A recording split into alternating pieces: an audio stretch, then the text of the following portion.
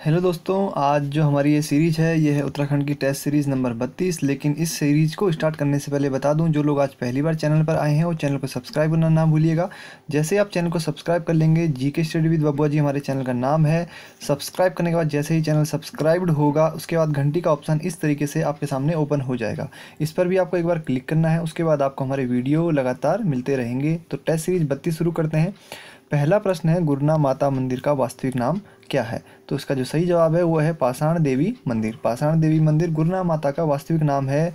गुरना माता का मंदिर कहाँ स्थित है? पिथौरागढ़ जनपद में स्थित है और गुरना गांव के समीप होने के कारण ये मंदिर गुरना माता मंदिर के नाम से प्रसिद्ध हो गया है। तो ध्यान रखेंगे, गुरना माता मंदिर कहाँ है? पिथौरागढ़ जनपद में। यह पूछा जा सकता है, पाषाण देवी मंदिर भी पिथौरागढ़ में। ठीक है। दूसरा प्रश्न है, रामचरितमानस का सरल नेपाली भाषा में अनुवाद किसके द्वारा किया गया? तो इसका जो जवाब है वह है कवि भानुभक्त। कवि भानुभक्त द्वारा नेपाली भाषा में अनुवाद किया गया था रामचरितमानस का। थोड़ा डिटेल में देखते हैं। भानुभक्त एक नेपाली कवि थे जिनका जन्म नेपाल में हुआ था। नेपाली भाषा और साहित्य में इनका विशेष योगदान रहा है। इन्होंने रामचरितमानस का नेपाली भाषा में रामायण मार्फत नाम से अनुवाद किया था। और अनुवाद देख लेते हैं जो इम्पोर्टेंट है एग्जाम के लिए। महाकवि कालिदास की रचना मेघदूत का गढ़वाली भाषा में अनुवाद आचार्य धर्मानंद जमलोकी द्वारा किया गया था। तीसरा है, श्रीमद् भगवद गीता का गढ़वाली भाषा में अनुवाद गोपाल दत्त मिश्र द्वारा किया गया था। चलते हैं अगले प्रश्न पर। उत्तराखंड राज्य की पहली महिला परिवहन विमान कमांडर कौन है? तो उसका जवाब है क्षमता वाजपेयी। नई दिल्ली से सैन फ्रांसिस्को तक विमान को कमांड करने वाली कमांडर क्षमता वाजपेयी मूलतः पिथौरागढ़ जिले के चंडा गांव की है। तो ध्यान रखेंगे, क्षमता वाजपेयी जी का संबंध कहाँ से है? पिथौरागढ़ से। ठीक है। और पहली महिला परिवहन विमान कमांडर है ये। चौथा प्रश्न है, अकबर के शासनकाल में तराई क्षेत्र को क्या कहा गया है? तो इसको कहा गया कुमायूं सरकार। पांचवा प्रश्न है, बंड विकास मेले का आयोजन किस जनपद में होता है? तो काफ़ी सरल प्रश्न है, चमोली जनपद में ये आयोजन होता है। ये एक औद्योगिक मेला है, ये भी आपको ध्यान रखना है।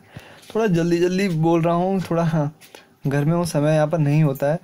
थारू समय में विवाह के कितने चरण होते हैं? तो 4 चरण होते हैं थारू समुदाय में। और फैक्ट देख लेते हैं, थारू समुदाय में विवाह के 4 चरण होते हैं। थारू समुदाय में विवाह की 3 टिकटी प्रथा भी काफ़ी प्रचलित है। थारू समुदाय के जो पुरुष हैं वो खुद को महाराणा प्रताप का वंशज मानते हैं एवं महिलाएं खुद को रानी पद्मावती का वंशज मानती है। थारू शब्द का जो अर्थ होता है वो होता है ठहरे हुए। ये सब चीज़ें मैं डायरेक्टली बोल भी सकता था लेकिन मैंने लिख दी है ताकि आप आसानी से यहाँ से देख सकें।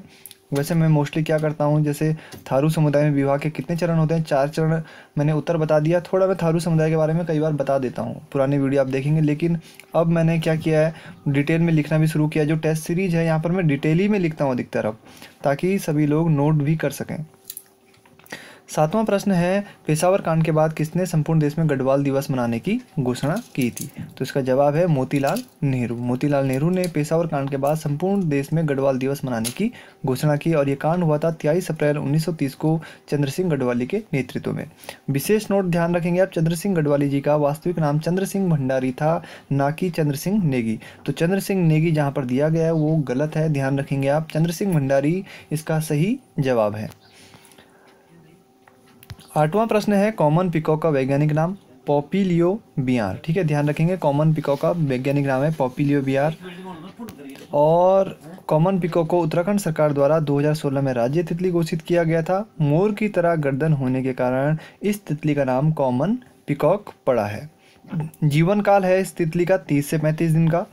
अंडे देती है टिमरू के पेड़ में।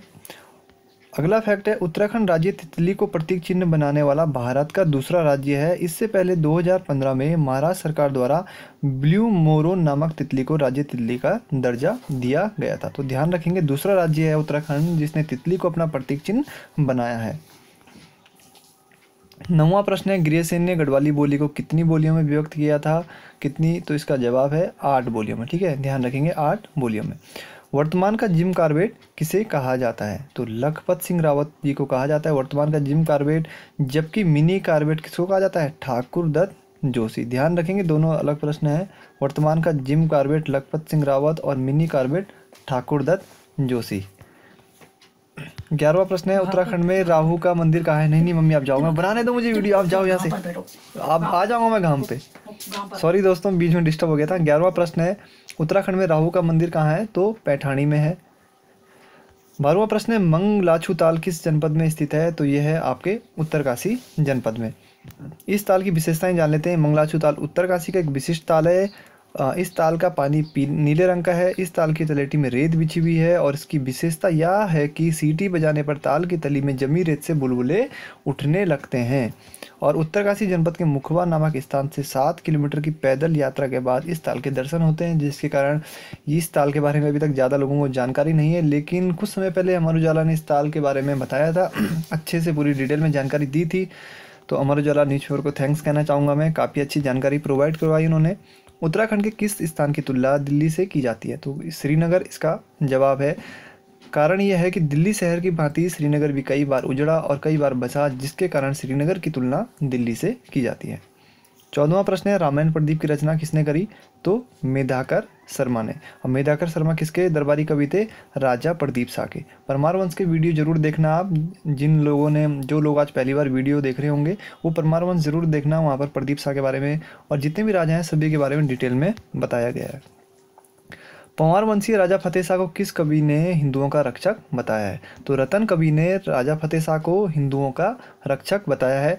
फतेह प्रकाश रचना में रतन कवि ने राजा फतेह शाह को हिंदुओं का रक्षक कहा है और मती राम ने फतेह शाह की तुलना शिवाजी से की है। तो दोनों अलग अलग प्रश्न यहाँ पर देखिए, एक ही प्रश्न से आपके यहाँ पे 3 प्रश्न क्लियर हो रहे हैं। वैसे ही ऊपर के जितने भी प्रश्न थे हर प्रश्न के साथ मैंने 3 या 4 फैक्ट जरूर बताए हैं। तो जो ये टेस्ट सीरीज इसमें लगभग 20 प्रश्न हैं, तो आपके यहाँ से लगभग 50 प्रश्न यहाँ से क्लियर हो जाएंगे।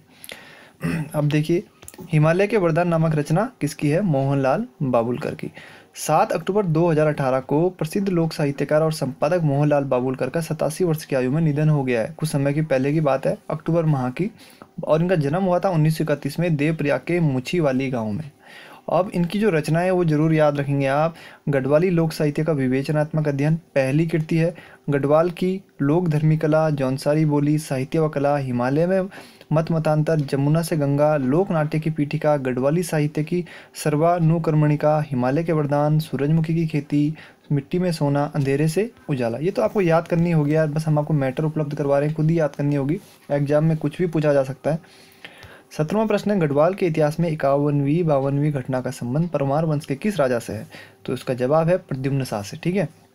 संवत 1851-52 में गढ़वाल में बहुत भयंकर अकाल पड़ा, जिसे अभी तक 51वीं के नाम से जाना जाता है। इस अकाल के समय गढ़वाल के राजा प्रद्युम्न शाह थे। तो ध्यान रखेंगे 51वीं ये प्रश्न एक बार एग्जाम में पूछा भी जा चुका है।